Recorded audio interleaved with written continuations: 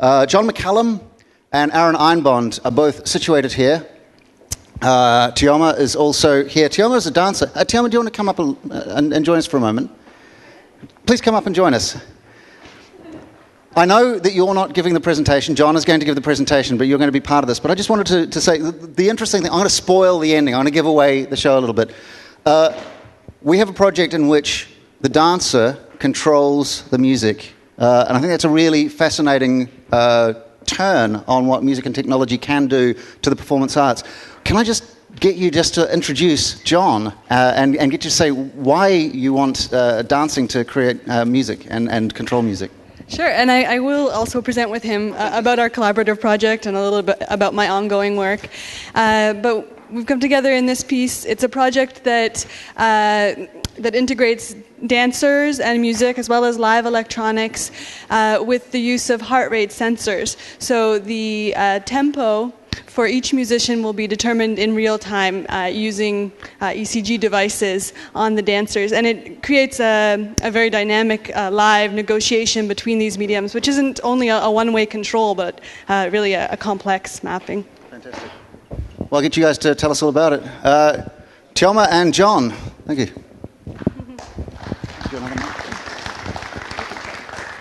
Hi, thanks very much. So as Teoma mentioned, we're here doing a residency. I just want to be totally clear, this is a collaboration between the both of us. We're both working on together on the project, and I'm just going to share a couple of things about my interest in composition and a few of the things that I've been working with for a while that feed into this project, and Teoma will do the same, and then we'll show a couple of examples of what we're doing, and then we're going to do a sort of collaborative improvisation with Einbond, who's coming up next, and we'll talk to you about his work.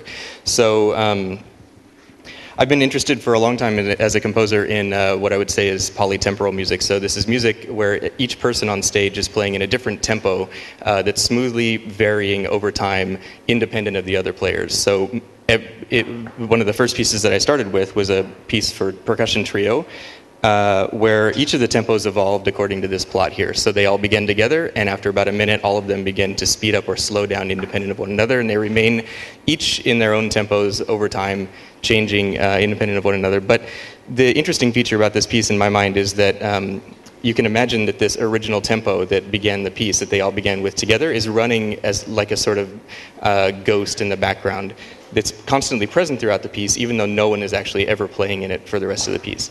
But at moments, the three individual players will switch from playing simple music each in their own tempos, which has a sort of complex texture by virtue of them being different. They'll switch to more complicated rhythms that are chosen carefully so that they form a sort of impression or an approximation of that original tempo. And at times throughout the piece, there will be moments where actually all four tempos are being heard at the same time. So I'm sort of interested in this type of polytemporal music, mainly because, strangely, it allows me to explore the idea of simultaneity in music. So my feeling is that simultaneity is a construct of notation. It doesn't really exist. If you have two people playing on stage that are separated by distance, then they also have to be separated in time. So what I think of is that music is not just time passing with an infinitely thin playhead moving through a score or moving through a piece of music, but rather is a very small window of time that's constantly changing size.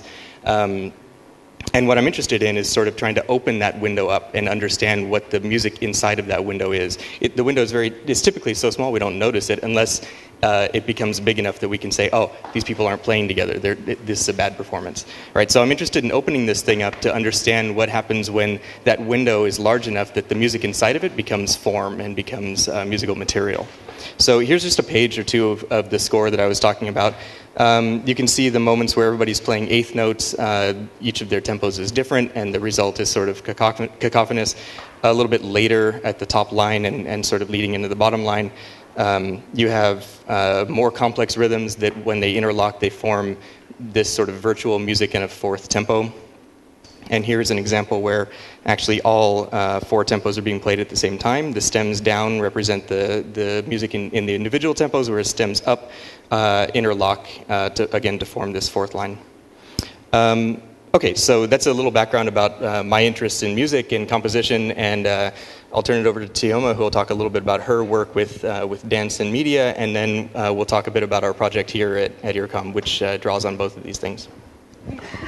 So yes, my name's Teoma Naccarato. I'm a contemporary dancer and choreographer from Canada, primarily based in Montreal.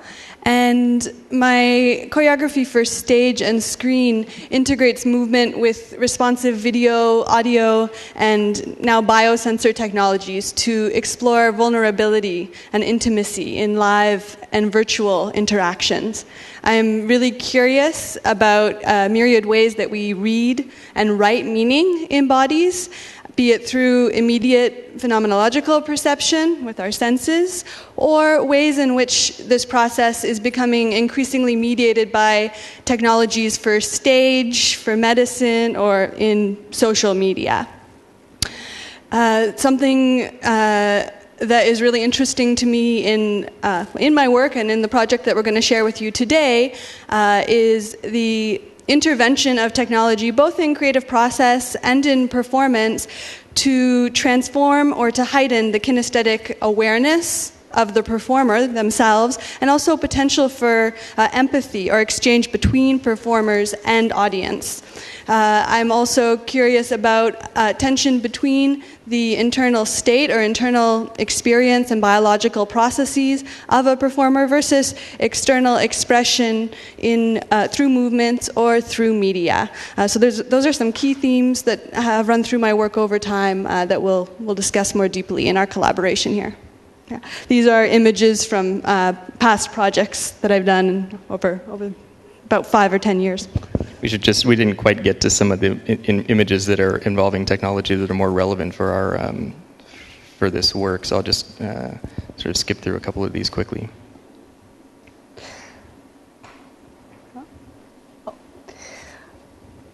These images are from a performance installation called Experience number 1167, in which, for the duration of the piece, about 20 minutes, the dancer lies glued on her back as if confined inside an MRI machine. And she's surrounded by a massive equipment, cameras, monitors, microphones, cables, which extend from her body into the space to create a reactive cyborg sculpture. It reacts to her, she causes changes, and has agency regarding how she's being revealed, surveilled by the media in this space. Okay, so let me go back to the other slideshow quickly. What is this? Oh yeah, okay, so we're here, again, we're working on this project for 3 months as part of the artistic research residency, and we thought it would be, we would just share with you a couple of the questions. The basic idea of the piece, I think, as was mentioned earlier, is that there would be many dancers and many musicians on stage. We're figuring 12 of each, and each dancer would be affixed with a wireless ECG system that monitors their heart rate, and we would transform that into a click track for each individual musician. So we would have a piece of music with 12 different tempos, each evolving according to the heart rates of the dancers. So this is an interesting problem for two reasons.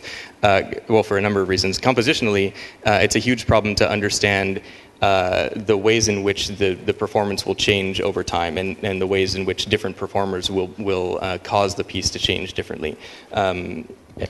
Choreographically, it means looking not only at the external expression of the performers' bodies and media in the space, but also choreographing internal transformations and arcs in the heart activity of dancers over time, which of course is very linked to physical activity, breathing, emotional and psychological factors. So just some of the research questions that we're interested in answering here, and as the project continues once we leave, we want to know what the actual correlations are between different processes of the body and the heart. So you can, of course, raise your heart rate by running around and doing physical activity, but you can also raise your heart rate dramatically just by hyperventilating and controlling it with your breath. So we want to know what these relationships are, what they can, and how we can measure them, and how accurately we can measure them when the body's in movement. It's an interesting problem that typically these measurements are taken in hospitals when people are at rest and after they've eaten a controlled meal and so on. So we want to know what we can do in real time. Yeah. And then how can we use these patterns of correlation to compose intentional shifts or arcs in the heart activity of the dancers over time, which we will use in this piece. Yeah.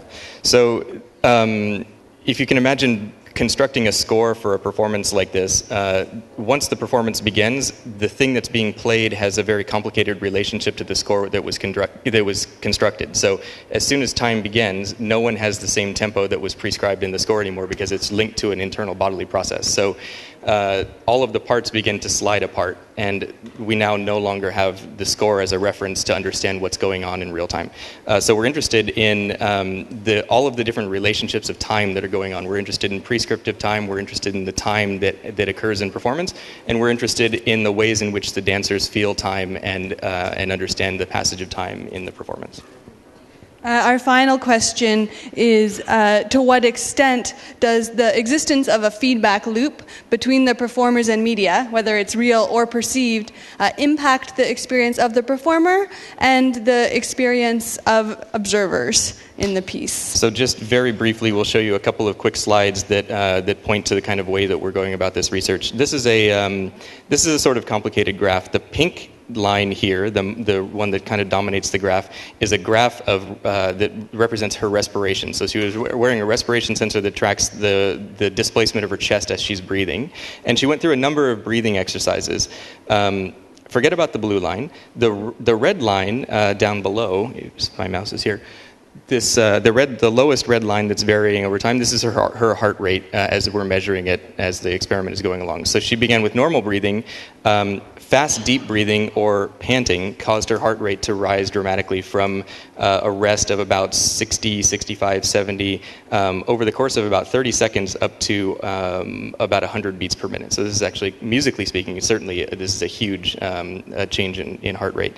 And then she's able to sustain that level for quite a long time, all while panting for about 2 minutes, which is difficult to do.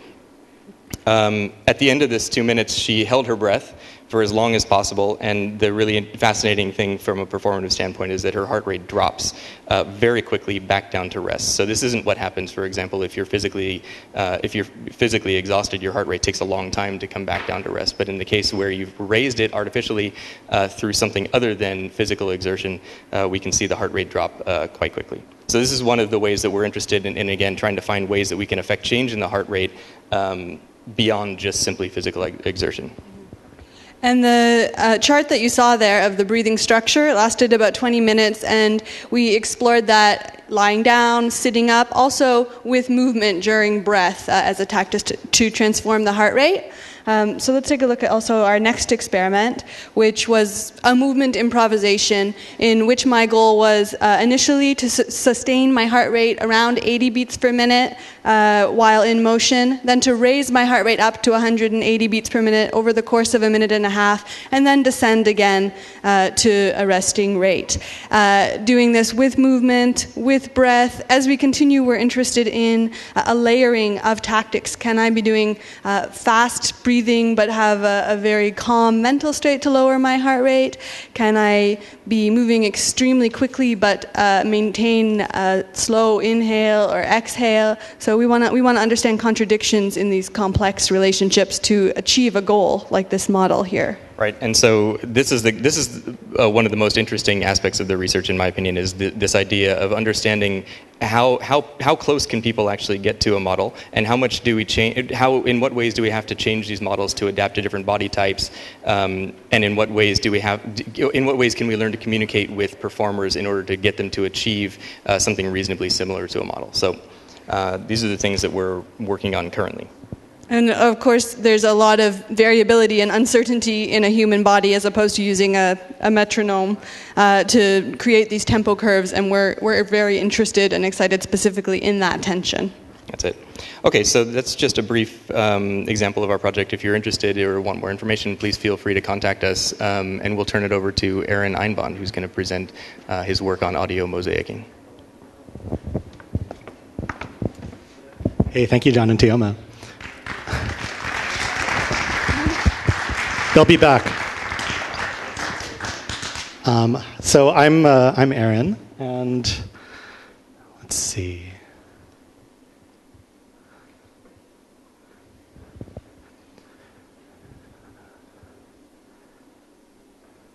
And as Andrew said before, I'm another research resident here at IRCAM. Hopefully my image will come up there in a second.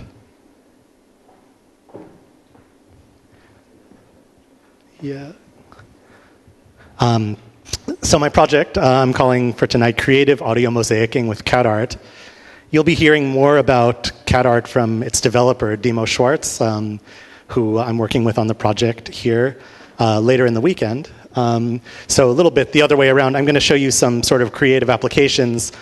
Then you'll get to know more about the nuts and bolts of it afterwards. So for those who don't know, Cat Art is, oh, there we go. It stands for concatenative real-time. So it's a concatenative synthesis tool package for Max MSP. It allows you to load a big database of sounds, analyze them for timbral characteristics, other kinds of metadata, and then make music with them.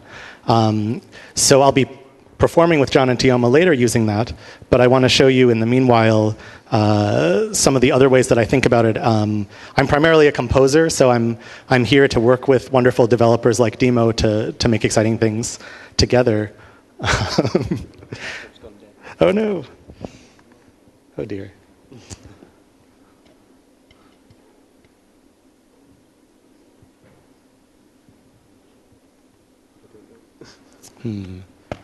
Sometimes works.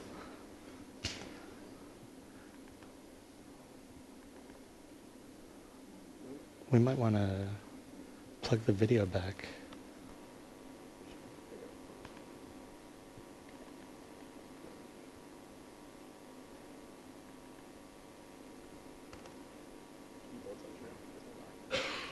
Yeah. Well, and it should. I think it's on.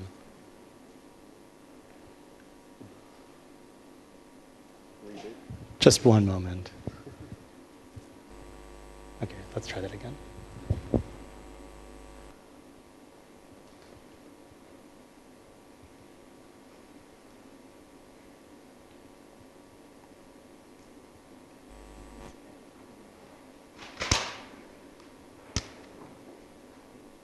Here we come. We've got a funny tint, but that's fine with me.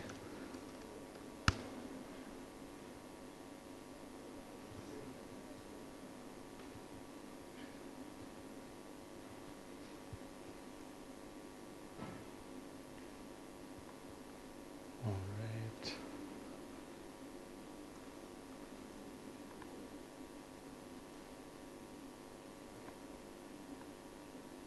Here we go. All right, so as I was saying, whoops. That's good. Great. So the idea is to use high-level audio features or descriptors to describe sound and control synthesis. You can download Cat Art. You'll hear more about that, as I say, later in the week. It comes in a few flavors. I'm going to be showing you classic Cat Art, or I'm going to be playing with classic Cat Art, but we're working right now on Cat Art by Mubu. You can already download that and play with it from the Mubu forum release that just came out a couple of days ago. So go ahead and download Cat Art, have fun. It looks a little bit like this. And here is a demo of Demo improvising some nice wave textures with it. Each dot represents a grain of sound on your hard drive.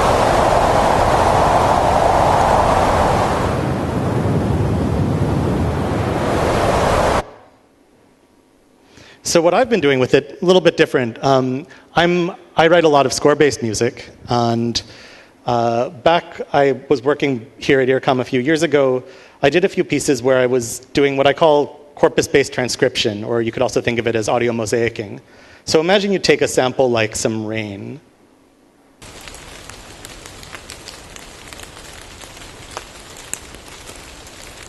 And you want to find a way to orchestrate that for a small ensemble. So I take a database of sounds I record with the ensemble, with the performers. Then I ask Cat Art to propose an audio mosaic to resynthesize that rain. Here's what Cat Art proposed to me based on some instrumental samples.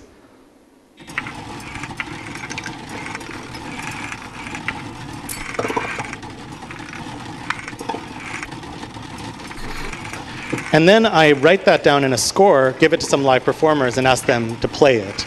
And it sounds something kind of like this.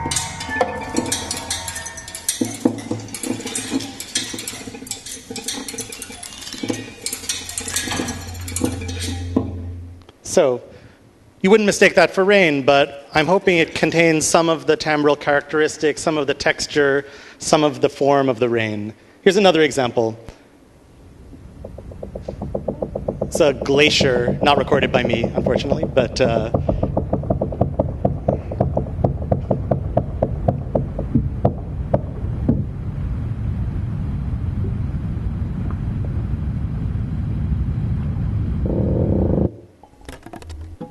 here's the proposal from the instrumental samples.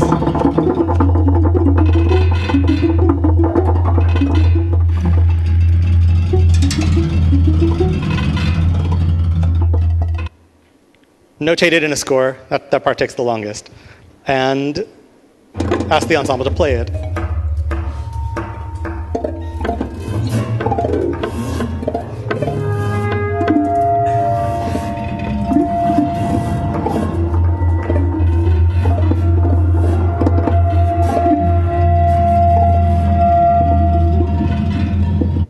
Okay, so that was a few years ago. Since then, I've been trying some different kinds of sounds, seeing what kinds of results you can get for the ensemble. For example, what about text? What about speech? Trace the gold sun about the whitened sky, without invasion by a single metaphor. So I knew I wanted to use that line from Wallace Stevens, the American poet, in a piece. The line also made me think of getting some solar sounds, so I went and Googled solar sounds, and I came up with this. It's a sonorization of solar radio data. And so I thought I'd use those both as targets, as audio mosaics, and weave them into a piece. So the Wallace Stevens line, I decided I'd try to transcribe that for a mosaic for bass flute. At the time I was using open music for that. That's kind of what the patch looks like. Don't worry too much about the details. It's pretty simple, actually. Then if you look in the lower right corner, that's what's output. You see some things that look like pitches there, but they're not really pitches. They're just placeholders for samples that I'm going to then transcribe into something playable by humans, which, as I say, takes a while. That's my finale output. In this case, I did 5 different versions based on different parameterizations of Wallace Stevens. You can see some of them are denser, some of them are less dense. They involve different kinds of playing techniques for the bass flute. And then I put them together into an instrumental score. And I'll play you a short excerpt that uses both Wallace Stevens transcribed for bass flute and the solar sample transcribed for contrabass. Trace the gold sun about the whitened sky, without invasion by a single metaphor. Trace the gold sun about the whitened sky, without invasion by a single metaphor. Trace the gold sun about the whitened sky, without invasion by a single metaphor.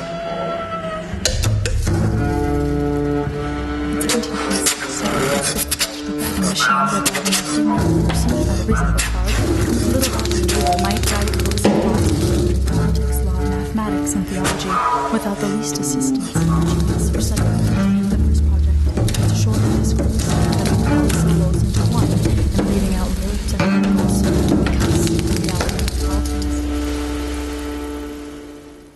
things. Okay. Just one more thing to show you. So I mentioned I used to use open music. I still use open music for some things, but I'm using another cool new package called Bach. It comes from some other folks around IRCAM, Andrea Agostini and Daniele Ghisi. And it allows me to do that notation transcription step in real time. So process goes something like this. Here's a little demo of how to notate with Bach and cat art. So I have some samples. As you can see, they're not very pitchy, but cat art still can transcribe them into a kind of score with Bach. You can edit the score, so I'll cut some little holes in it there. Play it back. And then you can quantize it into rhythmic notation. So we're getting towards something human readable. And then the next part I do by hand. So that's the current state of the project. You can take a look at some more demos and some more of my music up on those places. And now what we wanted to do is show you the two projects in action together for the first time. So I'm connected to Teoma's heart rate, which I'm using to feed beat control in CAD-art synthesis. John's connected in his patch, and let's see what happens. Yeah, so just a quick word about what's going on here. Yeah, as Aaron said, we're both receiving this data from the ECG that Teoma's wearing, and I have a sort of simple patch that's just doing a little bit of sonification. So you'll hear some. Whenever there's a heartbeat, there's a probability associated with whether or not a pitch will be played, and when that pitch is played, it has a sort of pulsation associated with it, which is pulsing at the rate that her heart was beating at that moment when it began. They last for like 10 or 15 seconds or so, and as she's moving and new notes are being triggered and so on, there's a sort of history being created of her heart rate over time. So there's the resulting texture is this sort of nice, pulsating, rich sort of thing. Aaron has access to the tempo information and can choose to use it when he wants to synchronize with the pulsation in my world or not.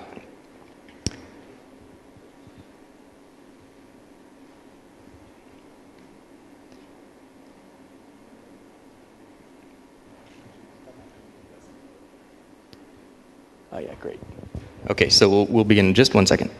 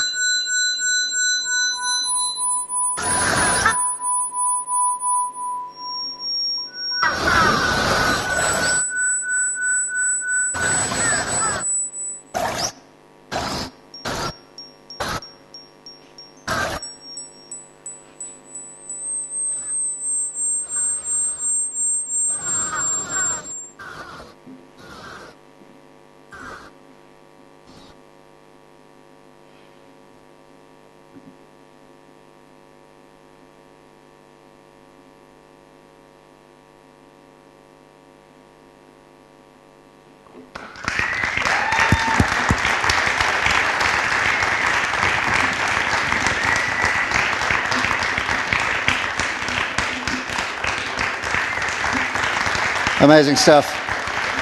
Teoma, John, Aaron, big round of applause, guys. Thank you so much. That was amazing. It was really beautiful. And it was commented